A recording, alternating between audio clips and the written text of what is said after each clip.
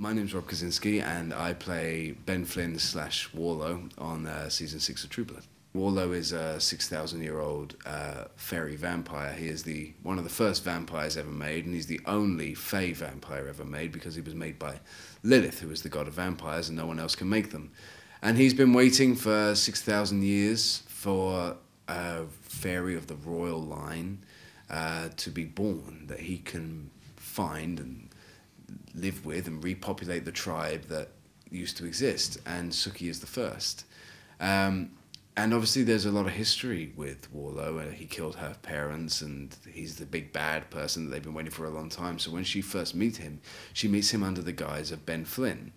Warlow is a very intelligent creature, and he understands that if he says, "Hi, I killed your parents, I love you, let's get married," it's not going to work. So he has to kind of prove to her the goodness of his soul, and he tries to do that by being somebody else to begin with. The fun of this season and the character I got to play is everybody's waiting for a bad guy, and here comes a guy with a great heart who means well, who just has a slight problem with eating people. So it was great to kind of play that, like, everybody was going, is this genuine? Is this real? And you find out over the course of the season how real it is, and how much of it is for her and how much of it's for him.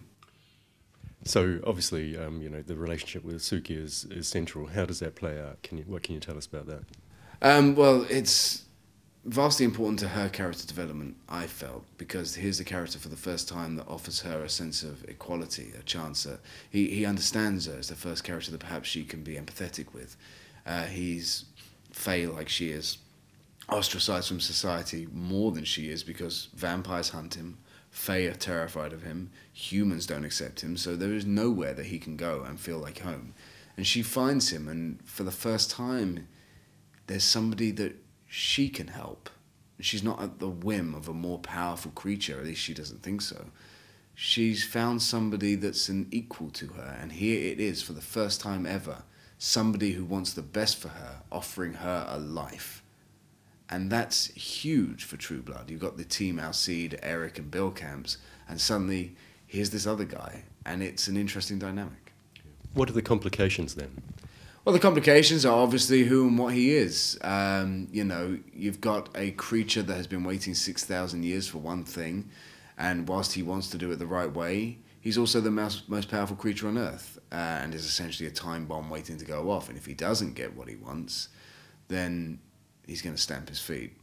And you're also dealing with the fact of Bill's newfound existence as a combination of Bill and Lilith, being known as Billith, who was Warlow's maker, which is my favourite relationship over the course of this season.